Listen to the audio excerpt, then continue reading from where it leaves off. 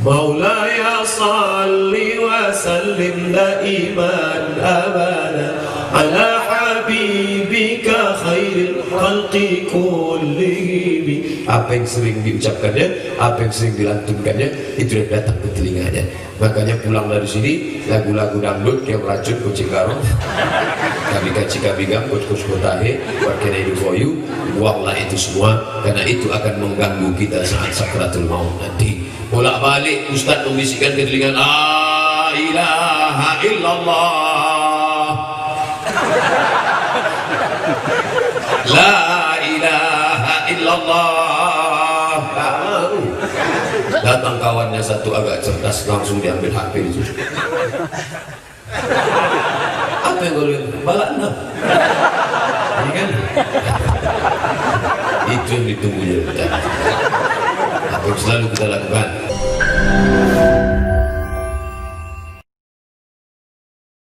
Jangan lupa subscribe, like, and share. Salat subuh. Asyhadu an la ilaha illallah. Saya pun ketika lahir anak saya yang mengazankan itu telinga. Sekarang banyak jamaah yang ragu, Ustaz Somad, kalau anak lahir apakah diazankan? Iya, tapi katanya hadisnya dhaif. Lah, wong Imam Tirmizi mengatakan hadisun hasan. Imam Tirmizi mengatakan ketika Sayyidatuna Fatimah melahirkan anaknya Sayyidina Al-Hasan, maka Nabi mengazankan ke telinganya adzanus shalah. Hadza hadisun hasan, paling tinggi sahih, dua sahih hasan, dua hasan dhaif, dua dhaif maudhu. Maka mengazankan ke telinga bayi, jangan ragu. Bapak-bapak yang kemarin belum mengazankan anaknya, pulang dari sini jangan diazankan. Dia anaknya udah SMA, dia panggil sini lah, Allahu Akbar. Sudah berlalu. Anak yang baru lahir, yang istrinya kebetulan sedang hamil, nanti anaknya diazankan. Saya pun pulang dari ceramah 1 Muharram, Assalamualaikum, Waalaikumsalam, Ustaz Abdul Somad, betul, tak salah lagi, ini istri Ustaz mau melahirkan, mohon maaf saya sedang ceramah, jadi Ustaz nggak pulang? Enggak, nanti jam 2 pulang. Jadi gimana nih Pak Ustaz? Ya lahir aja, masa nunggu saya pulang? Setelah anak saya lahir, saya pun naik ke atas rumah sakit, tidak pakai baju koko, tidak pakai peci, pakai kemeja biasa saja. Mereka sangka saya tak Ustaz. Abang mau lihat saya? Saya mau lihat anak saya. Oh, nanti udah ambil wudu? Sudah. Anaknya letak di sini ya. Bisa azan. Saya yang mengazankan anak saya telinga sebelah kanan. Allahu Akbar, Allahu Akbar. Tapi tidak kuat macam itu. Kuat begitu kaget lah dia. Allahu Akbar, Allahu Akbar. Meleleh air mata saya, menangis tak henti. Kenapa? Nah, saat kau lahir dulu melihat alam yang fana ini, akulah yang membisikkan ke telingamu sebelah kanan, la ilaha illallah. Aku tak ingin kau kaya bawa mobil besar. Aku tak ingin kau kaya menjadi penguasa tapi kau tak kenal Allah. Aku hanya ingin saat kematianku nanti engkaulah yang membisikkan ke telingaku sebelah kanan. Kami sebagai orang tua, kalian yang lajang-lajang, yang belum menikah, belum bisa merasakan ini. Lam ya'rif man lam yatub. Siapa yang belum punya anak tak bisa merasakannya. Yang kami inginkan dari anak-anak kami itu bukan dia datang bawakan emas, bawakan uang, bawakan pakaian. Yang kami ingin hanyalah dia menjalankan syariat Islam. Datang dia membawa anaknya, datang cucu pandai baca Quran, datang istri jilbab yang panjang, datang dia mengucapkan saat kita terbaring sakit, la ilaha illallah. Itu yang kami inginkan. Sekarang apa yang terjadi? Bapaknya sakit di ruang ICU, bukan la ilaha illallah, diambilnya foto. Bapakku sedang sakratul maut. Bagi yang kasihan, tolong like and share. Ini tradisi generasi zaman Nuh. Begitu bapaknya mati, bukan dia. Orang kalau meninggal dunia yang pertama tutupkan matanya. Allahumma ighfir li fulan ibni fulan warfa' darajatuhu ma'al ghabirin. Sekarang enggak, langsung dia panggil kawan, foto. Bagus, aku mau sama jenazah. Mungkin bapak udah dapat kirimannya. Saya sudah dapat, ada nih. Orang foto-foto. La ilaha illallah Muhammad Rasulullah. Ini dipoto boleh. Ambil dari sana, foto panjang. Yang lain sana, ambil ke sana. Yang lain sini, ambil ke sana. Tunjukkan kepada seluruh dunia. Begini orang Bali kalau gaji. Bali Jangan sangka mereka di sana tak ada muslim. Ada. Bapak Ibu yang dimuliakan Allah Subhanahu wa taala, maka ini yang sudah punya anak sampaikan ke anaknya, "Nak, aku ingin kau nanti yang membisikkan ke telingaku sebelah kanan." Kami belum punya anak Pak Ustaz, sampaikan ke istriku, kaulah buah hati belayan jiwa. Nanti sampai masanya mereka mau mencabut nyawaku, kau bisikkan ke telingaku sebelah kanan. La ilaha illallah. Sekarang mau nanti. Sekarang nanti lah, mau cepat aja dia gitu. Nanti sampai masanya ketika setengah nafas keluar, saat itulah kau bisikkan ke telinga. Maka akidah mesti dikuatkan. Siapa yang setiap hari menyebut Nabi, menyebut Allah, itu yang akan datang waktu sakratul maut nanti. Siapa yang selalu maulid, maka suara itu nanti akan datang di tengah kesunyian. Tidak ada orang datang menengok. Di dalam rumah sakit, di dalam ruang yang satu pun tak ada orang melihat. Keluarga tak ada, security tegak melihat dari luar kaca. Siapa yang akan menemani? Datang suara itu menolong. Sallallahu ala Muhammad marhaba, sallallahu alaihi wasallam marhaba. Terngiang di telinga. Bapak Ibu tentu pernah menyanyikan suatu lagu, dinyanyikan di waktu siang, pas mau tidur malam datang dia telinga.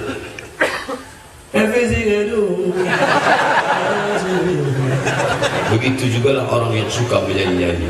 Siapa yang menyanyi-nyanyikan lagu-lagu yang tidak sesuai syar'i, nanti pas dia mau mati datang suara itu. Di tengah kesunyian, tidak ada keluarga, sepi, saat itu datang suara itu. Pas mau sakratul maut.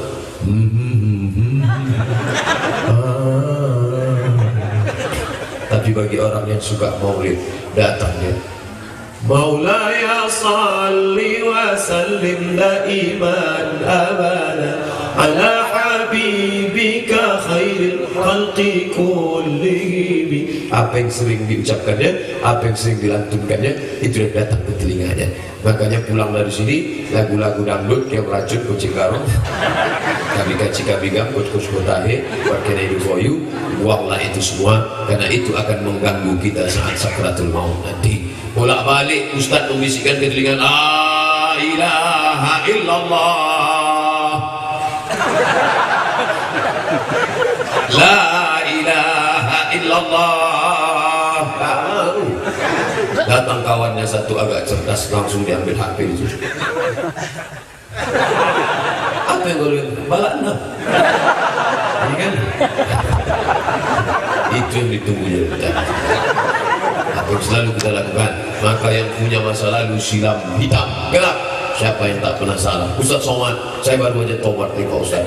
Saya ini dulu orangnya jahat, tak usah kau ceritakan, masih kulihat dari sisi mata. Tapi apalah artinya masa lalu kalau kau sudah tutup dengan sholat sunat taubat, mandi taubat, perbaiki akidahmu. Mandi taubat gimana Pak Ustaz? Kayak mandi wajib. Mandi wajib gimana Pak Ustaz? Anak sudah 3, tak tahu mandi wajib. Mandi wajib basah semua dari ujung rambut sampai ujung kaki. Yang basah mana duluan Pak Ustaz? Kaki apa kepala? Ya tergantung, kalau lompat salto kepala, kalau lompat lagi kaki dulu, telentang belakang dulu. Yang penting basah. Hilang dosa saya kalau mandi taubat ya, apalagi kalau di tengah sungai. Bukan cuma dosanya hilang, kau hilang sekali. Habis itu kau menghadap ke arah kiblat, salat sunat taubat. Usolli sunnat taubat raka'ataini lillahi ta'ala. Allahu akbar. Iftitah Al-Fatihah, ayat terserah. Habis itu salam, minta taubat istighfar. Ma min muslimin yudhnibu dzamban, ada orang silap salah berdosa, tsumma yatatahhar, mandi bersuci, tsumma yastaghfirullah, astaghfirullah, minta ampun kepada Allah, illa ghafarallahu lah. Ada majlis salawat datang, ada majlis istighfar datang, astaghfirullahalazim. Wah, gak ikut. Malam i'tikaf di masjid datang, i'tikaf dipimpin oleh ustaz, astaghfirullahalazim, ya Allah, begitu banyak dosa kami di masa lalu, ya Allah. Ampun, nangis. Apa yang kau tangis? Sertifikasi belum saya. Ainani, ada 2 mata, la yamassuhuman nar, ada 2 mata yang tidak akan disentuh api neraka. Yang pertama, ainun bakat min khasyatillah, mata yang menangis melelehkan air mata karena takut kepada Allah. Yang kedua, ainun tahrusu fi sabilillah, mata yang berjaga di waktu malam tidak tidur karena menjaga Palestina dari serangan Israel laknatullah alaih. Itu yang bisa menolong di hadapan Allah. Mata yang menangis tapi menangis karena Allah. Ada satu binatang tidak punya pori-pori, tak ada pori-porinya. Kita kalau berkeringat, lelah, capek, berkeringat keluar dari pori. Tapi ini binatang tak punya pori-pori. Itulah dia buaya. Buaya tak ada pori-porinya, maka buaya mengeluarkan keringat lewat air mata, maka disebut dengan air mata. Air matanya tak tulus. Buaya kalau kekenyangan nangis juga. Buaya kalau makan pedas nangis juga. Buaya habis makan manusia kenyang. Dan di Jakarta orang Betawi kalau menikah itu pasti ada roti buaya. Roti buaya. Saya orangnya suka penasaran. Jadi saya tanya waktu kawan saya nikah, "Bo, ya, ini kenapa ada roti buaya?" Roti buaya dibuat karena buaya adalah makhluk yang paling setia. Tak pernah selingkuh, tak pernah berbagi cinta. Tapi selama dia di air. Kalau sudah dia naik ke darat itu luar biasa.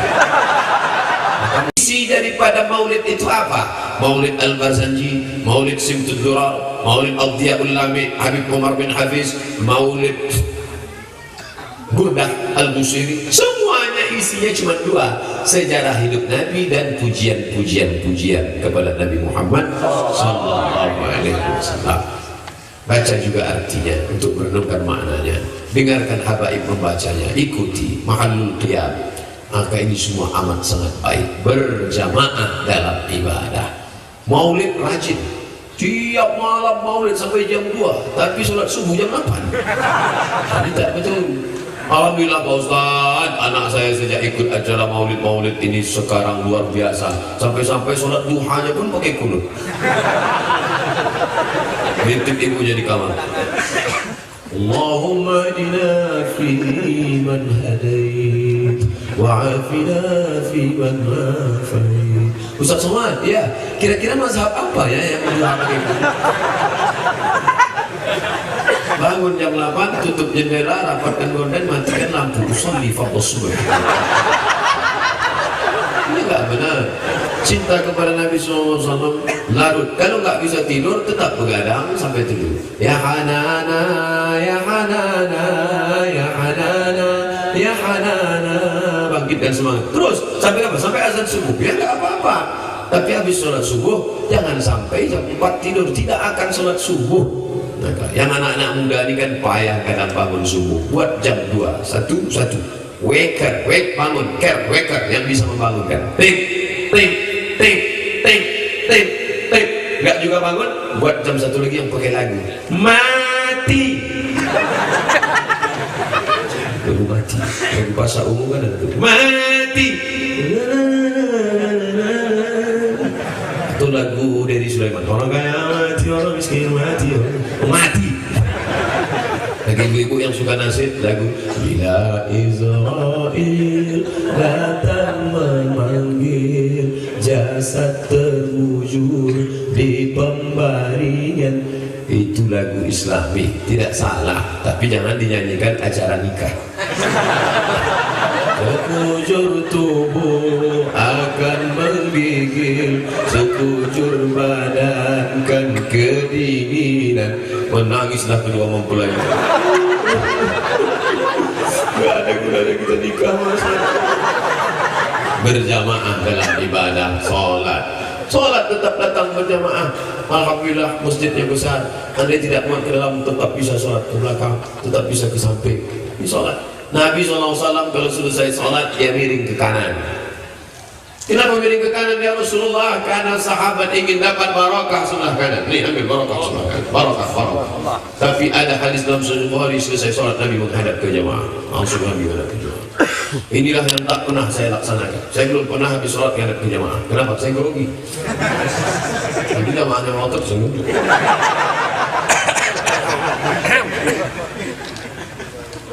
Nabi selesai salat menghadap ke jamaah. Nabi tanya, asyhadun fulan, mana si fulan? Kenapa tidak datang salat berjamaah? Ayat tahiyatna. Mereka yang salat di rumah, berhenti, jangan lagi salat di rumah. Kalau mereka tetap salat di rumah, la uharriqanna alaihim buyutahum, akan kubakar rumah. Anda hidup Nabi sekarang bertambah hotspot titik api. Banyak rumah terbakar. Oleh sebab itu jangan sholat di rumah. Ustaz Somad, suami saya sholat di rumah gimana? Suami yang soleh sholat di masjid, yang sholat di rumah suami solehah. Tapi kami ingin sholat berjamaah Ustaz, sholat maghrib suami jadi imam. Tidak ada, suami tetap datang ke masjid Al-Barakah, ibu sholat di rumah. Kalau mau datang ke masjid perempuan boleh, dalam kurung dengan syarat dan ketentuan berlaku. Jangan pergi ke masjid pakai celana licin. Banyak orang masuk parit gara-gara nengok. Kalau pergi ke masjid jangan pakai solek-solek. Pakai solek sampai bedak keli 3 inci. Salah pasang sebelah kiri hijau kanan biru. Oleh sebab itu maka datang ke masjid, ikut pengajian, mantap, bagus. Tapi sholat berjamaah. Lalu kami kalau mau sholat berjamaah dengan suami gimana? Tahajud malam. Suami yang baik dia ambil air, dipercikkan ke wajah istrinya. Bangun! Itu kalau nikahnya udah 20 tahun. Tapi kalau yang pengantin baru, Masya Allah, wake up my honey, wake up my darling. Dibentangnya sajadah, Masya Allah. Apa judul kita malam ini bang? Di bawah mihrab cinta. Allahu Akbar. Bismillahirrahmanirrahim. Alhamdulillahi Rabbil Alamin. Ar-Rahmanir-Rahim. Mertua mendengar dari balik kamar, Masya Allah menantuku. Sayup-sayup dia dekati, dia dengar, rupanya flash disk. Sekarang ini banyak sekali flash disk masuk surga, VCD masuk surga, DVD masuk surga, bahkan mobil-mobil banyak masuk surga. Ada Kijang Innova masuk surga, ada CR-V masuk surga, ada Pajero Sport masuk surga. Kenapa? Tasbih bergantungan di kaca surga. Kita yang bertasbih, kita yang berzikir. Jangan sampai ini. Sekarang bertambah lagi, Samsung masuk surga, Sony masuk surga, Panasonic masuk surga, karena mereka yang merekam pengajian. Apa yang dimuliakan Allah Subhanahu wa taala, berjamaah dalam ibadah, berjamaah dalam bersolawat, berjamaah. Kalau solawat sendirian nggak semangat. Allahumma sholli ala sayyidina Allahumma sholli ala sayyidina Allahumma sholli Allahumma ketika ramai berjamaah bangkit. Wal budana ja'alnaha lakum min sya'airillah. Unta-unta, kambing-kambing itu kami jadikan sebagai syiar. Ketika memotong kambing, istri dibawa, anak dibawa. Untuk apa? Melihat pemotongan ramai. Ternyata orang kafir yang mau buat tempat ibadah di tengah lokasi tanah, orang Islam berpikir, oh, ternyata orang Islam itu sholat subuh yang sunyi. Kalau bagi-bagi daging ramai juga mereka. Hati-hati, jangan macam-macam dengan mereka. Orang yang mau ngejek-ngejek Ustaz Somad, hati-hati, tengok banyak pasukan FPI, hati-hati. Takut mereka. Allahu Akbar, Allahu Akbar. Makanya saya tengok bapak-bapak kalau sudah berfoto, oh bapak, apa nih pak? Kalau yang pertama dan terakhir, luar biasa. Berjamaah dalam ibadah, jangan sampai sendiri-sendiri. Kenapa? Li'anna dzibba, karena serigala hanya akan menerkam kambing yang memisahkan diri dari jamaah. Jangan pisahkan diri. Domba-domba Allah yang tersesat. Domba-domba akan diterkam oleh serigala kalau memisahkan diri dari jamaah. Lihatlah ikan teri yang kecil, tapi ketika dia bersama besar. Ikan paus pun begitu. Ternyata ikan paus bisa ditipu oleh ikan teri. Ikan teri berombol besar, ikan paus melihat, wow, besar sekali ini. Maka dia pecah dari tengah, dia pecah dari samping, akhirnya kecil, baru dia punya. Hati-hati, jangan sampai kita dipecah. Berjamaah dalam ibadah, puasa berjamaah, Ramadan, zikir berjamaah, iktikaf, zikir ramai-ramai. Kalau sendiri-sendiri, subhanallah, subhanallah, subhanallah, subhanallah. Tapi kalau berjamaah, subhanallah, walhamdulillah, wala ilaha illallah, wallahu akbar. Ustaz Arifin Ilham di Az-Zikr, ramai melimpah ruah. Saya memberikan tausiah ke sana, sampai di pintu tol, Ustaz Somad kita berhenti, mobil nggak bisa masuk, terus naik motor. Gak lama naik motor, Ustaz Somad motor nggak jalan, kita jalan kaki. Belum. Oleh sebab itu ramaikan zikir muhasabah. Masya Allah. Kalau sudah malam, kadang mata ini dipaksa mau nangis nggak bisa, tapi kalau ramai nangis. Kok kenapa nangis tadi? Tengok orang sebelah kanan nangis, nangis.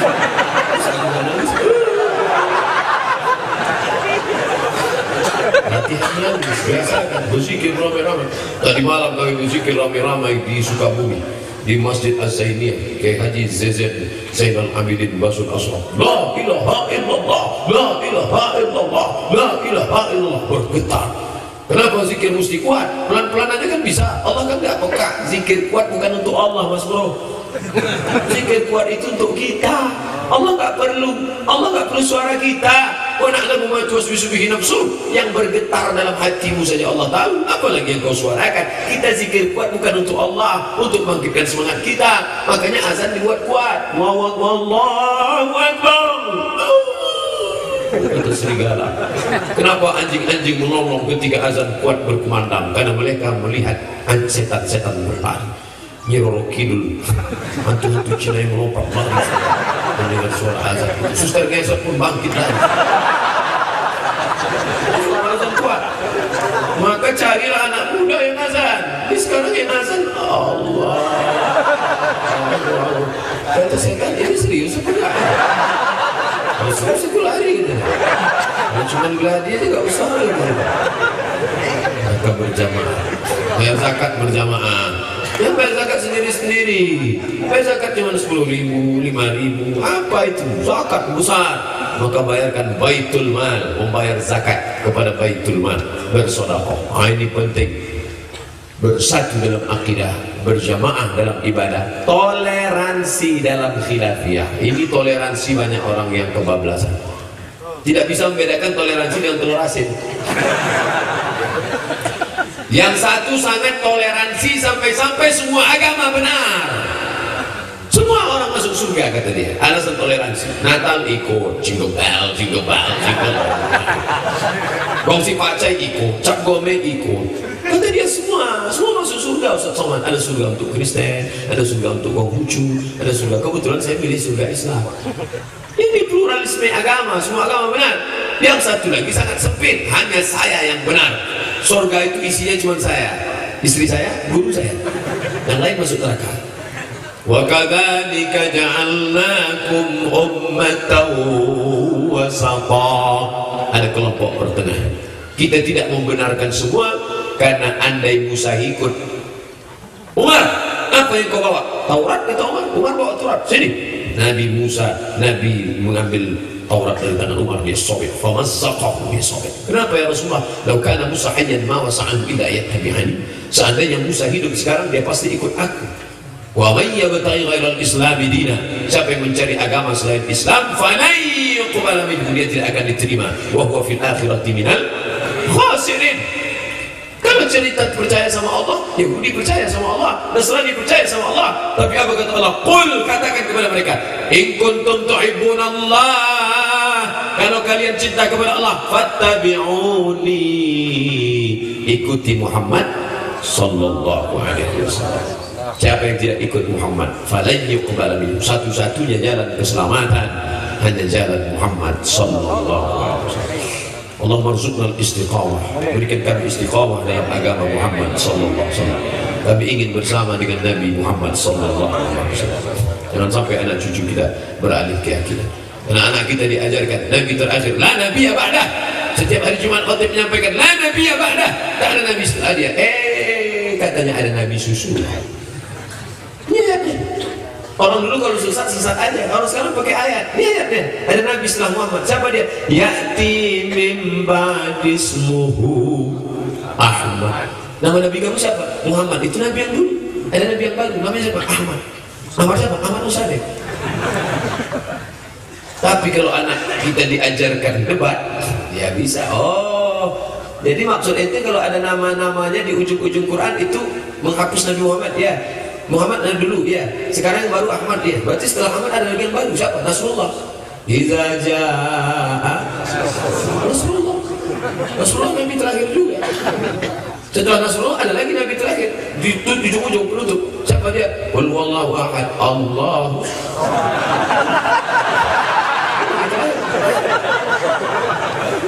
Otaknya itu dicuci, dibasuh. Jangan sampai enak saja dia buat preset-preset dengan Al-Quran semau dia. Masa dia bilang amal Musaddiq nabi terakhir. Alhamdulillah, kepolisian Republik Indonesia cerdas. Ada yang ngaku Jibril, dia Eden. Ngaku Jibril ya, sini. kamu mengaku Nabi? Ya. Maka ditanya kedua, hei Jibril, pernah nggak kirim wahyu ke sini? Aku tidak pernah bawa wahyu kepada dia. Lalu ditanya, hei Ahmad Nabi terakhir ya, pernah kau terima wahyu dari Jibril? Enggak pernah. Kalau gitu dua-duanya bohong, tangkap.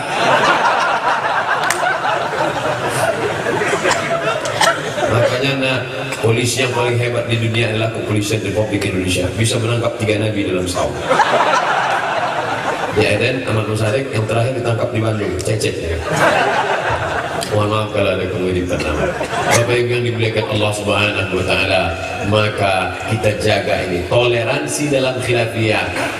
NU, Muhammadiyah, PRT, Persis, FPI, Hanafi, Maliki, Syafi'i, Hambali, semuanya sepakat bahwa sholat subuh itu wajib. Betul? Maka kita semua sholat subuh datang ke masjid. Bahwa teknis pelaksanaannya, nah itu ada berbeda. Yang NU sama Perti pakai usolli fardhus subh rakaat ini ma'muman billah. Yang Muhammadiyah sama Persis enggak pakai usolli. Allahu Akbar. Jadi masalah usolli ini enggak perlu diperdebatkan. Kamu kenapa pakai usolli? Aku orangnya was-was setelah nonton was-was. Kalau aku nggak pakai usolli, Allahu Akbar. Ini sholat subuh, sholat zuhur. Ini sholat qobliyah apa ba'diyah ya? Ini sholat jamaah apa sholat qadha ya? Ini sholat musafir atau? Maka aku pakai usolli. Sholatnya apa? Usolli fardhu subuh. Berapa rakaat? 4 rakaat. Jadi imam apa jadi makmum? Makmuman. Untuk menguatkan hatiku. Allahu Akbar. Kamu yang sudah kuat, kau usah pakai usolli lagi. Dan hebatnya orang pakai usolli ini, bahasa sholat bisa dibawa untuk haji. Nanti pas ke Mekah, kenalan sama orang, tinggal di mana? Di Zamzam Tower. Where are you stay? Zamzam Tower. Lantai berapa? 4 rakaat. Kalau lantai 3, usolli fardhu maghribi, 3 rakaat. Yang agak payah kalau lantai 7. Al-Maghrib wal Isya.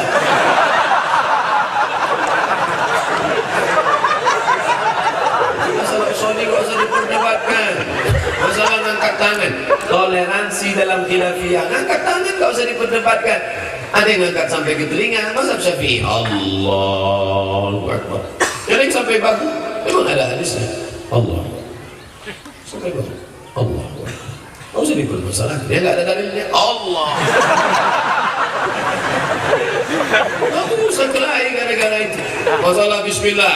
Mazhab Syafi'i pakai bismillah. Bismillahirrahmanirrahim.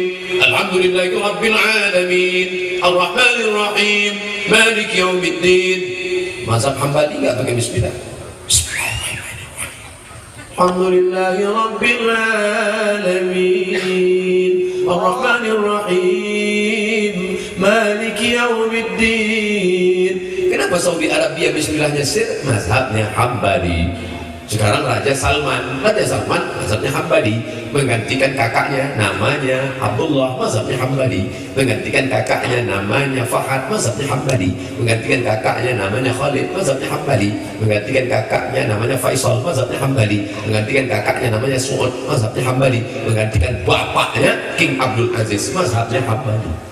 7 kerajaan Saudi Arabia, raja itu sekarang mazhabnya Hambali. Sebelum itu Makkah Madinah dipimpin oleh Syarif Hussein, Syarif Aunur Rafiq, mazhabnya Syafi'i. Sebelum 1924 Makkah itu Syafi'i karena dipimpin oleh Syarif. Makkah Madinah otonomi khusus namanya Hijaz, tidak dipimpin oleh sultan, tidak dipimpin oleh amir, tapi dipimpin oleh Syarif. Di pangkal nama Syarif keturunan Sayyidina Al-Husain. Nabi SAW punya anak Sayyidatuna Fatimah, Fatimah punya anak Sayyidina Al-Husain, Sayyidina Husain punya anak namanya Sayyidina Zainal Abidin, Zainal Abidin punya anak namanya Muhammad Baqir, Muhammad Baqir punya anak namanya Ja'far Sadiq, Ja'far Sadiq punya anak namanya Musa Al-Kazim. Cucu cicit mereka ini awal pangkal namanya Syarif. Salah satunya menjadi raja di tempat kami di Riau, itulah dia Sultan Syarif Qasim. Dari mana kami bisa tahu nasab ini? Di Jakarta ada namanya Naqabah Alawiyyin, keturunan Sayyidina Ali, bisa dicek. Makanya kalau ada orang ngaku-ngaku keturunan Nabi, cek. Pas dicek, saya tanya Habib Ibnu Sumaid bin Smith, Habib, ya, ketika Habib Umar datang, pada tangga keberapa bisa ketahuan dia bohong? Pada ketiga. 1, 2, 3. Contohnya Aidit. Aidit dikatakan orang keturunan Nabi karena marga Aidit dari Yaman. Ternyata pembohongan luar biasa. Dia adalah diasuh oleh seorang Habib.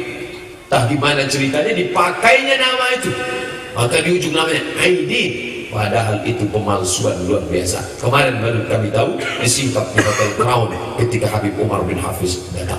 Jadi ini ada. Kalau di Mesir namanya Naqabatul Ashraf. Ini kantor Syekh Azhar, di samping kantor Syekh Azhar besar Naqabatul Ashraf untuk mengawal keturunan para habaib. Hari ini alhamdulillah kita bersama para habaib bisa bersambung silaturahim. Mudah-mudahan kita bersama dengan mereka dan datuk mereka Muhammad sallallahu alaihi wasallam.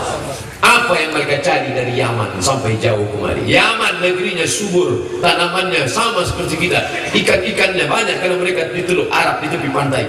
Mereka datang kemari. Asy-Syihab, Al-Haddad, As-Saqqaf, Al-Idrus, marga-marga ini, Barakbah, mereka datang kemari hanya untuk mengajarkan kepada nenek moyang kita dulu la ilaha illallah.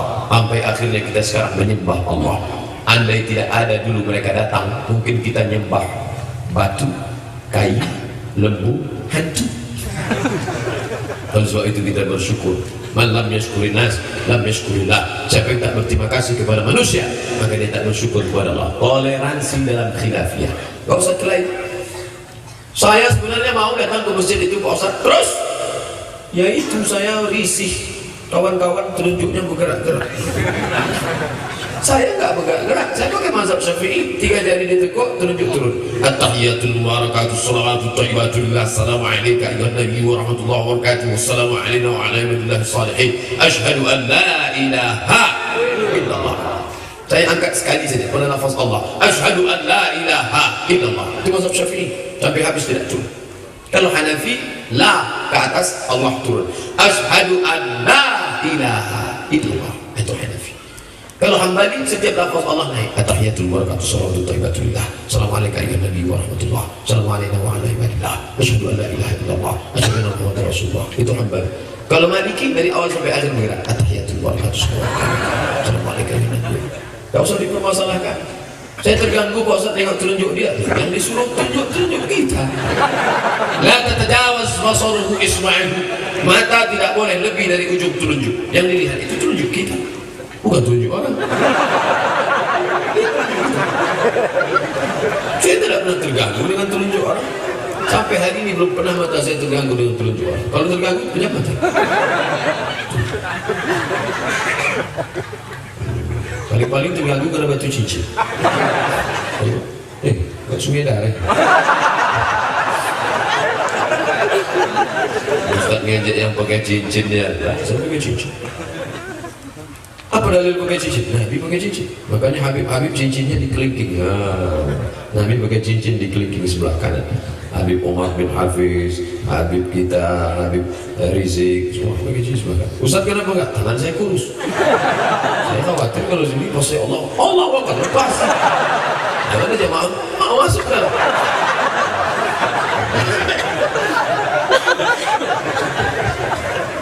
Nggak apa-apa, boleh pakai cincin emas, jangan. Laki-laki tak boleh pakai cincin emas. Kenapa? Ada butiran-butiran molekul-molekul dalam emas, dia masuk ke pori-pori, masuk ke dalam darah, masuk ke dalam jantung, menyebabkan penyakit Alzheimer. Lemah, tua sebelum masanya, rusak. Penyanyi-penyanyi rap R&B yang suka pakai emas, maka akhirnya kena penyakit itu. Ada di internet. Alhamdulillah. Lalu perempuan kenapa boleh pakai emas? Perempuan yang pakai itu maka keluar lagi lewat menstruasi. Subhanallah, Masya Allah. Nabi membolehkan perempuan. Maka kalau ada bapak-bapak yang menstruasi, silakan pakai emas. Luar biasa Nabi. Ibu-ibu pakai baju sutra boleh. Uhillu dhahab wal harir al unsa min ummati. Aku halalkan perempuan pakai harir, pakai sutra. Laki-laki kalau pengen betul pakai sutra, ismail 2 jari boleh. Ambil sutra jahit 2 jari. Tapi pakai kain sutra, baju sutra tak boleh. Diteliti, ternyata kalau sutra dipakai memotivasi pertumbuhan hormon feminin. Ibu-ibu semakin pakai sutra makin feminin. Laki-laki kalau pakai sutra dulu manggilnya sini, setelah pakai sutra sini. Maka perancang-perancang di sana itu feminin. Kenapa? Salah satunya sutra. Kalau dia ketahui syariat Muhammad sallallahu alaihi wasallam, maka kita toleransi dalam khilafiyah. Kalau yang begitu non muslim kafir kita, oh tak boleh. Non muslim itu saudara kita. Saudara dalam apa? Ukhuwah wataniyah, sama-sama NKRI harga mati. Mereka saudara kita. Kita ajak ke jalan kebenaran. Tapi masalah ikut Natal bersama, no, tidak ada tawar menawar. Jangan sampai. Gak enak lah Pak Ustaz, kemarin dia datang Idul Fitri makan ketupat, masa kita nggak datang ke rumahnya? Boleh. Sampaikan pada dia. Wa na'al amru ma'anwatu ma'alantum abiduna ma'ahud lakum dinukum. Boleh adik.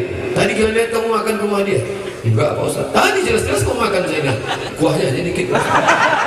Bisa. Itu nggak ada tawar menawar. Anaknya nikah Pak Ustaz, boleh saya datang? Boleh. Nikahnya di mana? Di hotel. Silakan datang. Selamat menempuh hidup baru. Cukup. Tapi jangan barakallahu wa baraka alaikuma wa jama'a bainakuma fi khair. Itu doa untuk kita. Jangan sampai salah toleransi dalam khilafiyah. Kerjasama dalam dakwah. Orang menyangka yang berdakwah ini Ustaz Abdul Somad. Bukan. Ustaz Abdul Somad tidak berdakwah. Yang berdakwah mana? Itu orang yang datang dari pintu ke pintu rumah. Assalamualaikum, waalaikumsalam, ayo kita sholat ya. Jangan ajak saya sholat. Kamu Allah baru masuk Islam ajak saya sholat. Saya sudah tahu di mana masjid. Pergi sana. Besok dia datang lagi. Assalamualaikum. Kamu nggak berhenti ajak saya sholat ya. Pergi sana. Lama-lama saya Pak Ustaz ikut juga sama jamaahnya. Kenapa? Tiap hari dia ajak, bosan saya ikut. Preman-preman berkumis tebal, bertatu, pakai antik. Saya aja ngeri melihat antiknya. Lebih besar lubang antiknya dari lubang hidung kita. Muat tuh kalau masuk. Datang ini jamaah menepuk dia pakai tatu, pakai ular kobra. Ular kobra yang tepuk. Pak, ayo ke masjid. Apa kamu ngajak ke masjid? Bapak nanti mati. Preman mati, orang kaya mati, orang besar mati. Ini yang besarnya akan dimakan cacing tanah. Iya juga. Akhirnya preman-preman ke masjid. Tapi dia takut mau ke masjid. Saya bertatu, apakah sholat saya diterima? Katanya kalau orang bertatu sholat bermasalah. Orang bertatu sholat nggak masalah. Yang masalah itu nggak bertatu nggak sholat. Itu yang masalah. Dengan mempermasalahkan yang nggak masalah sehingga menjadi masalah, di situ letak masalahnya. Kenapa menjadi masalah? Karena mempermasalahkan yang tak masalah sehingga menjadi masalah, di situ letak masalah. Oleh sebab itu maka bekerja sama dalam dakwah. Ini saya tidak tahu mana orang NU, mana Muhammadiyah, mana Perti, mana Persis, mana FPI. FPI ketahuan karena seragamnya. Tapi semuanya sama karena kita sama-sama la ilaha illallah Muhammadur Rasulullah. Itu kotak-kotaknya, jangan cuma tegak saja bahwa kotak sedekah. Kullu mri'in tahta zilli sadaqatihi. Setiap kalian akan bernaung di bawah sedekah. Hari ini kita adem ayam tentrem karena di bawah naungan tenda.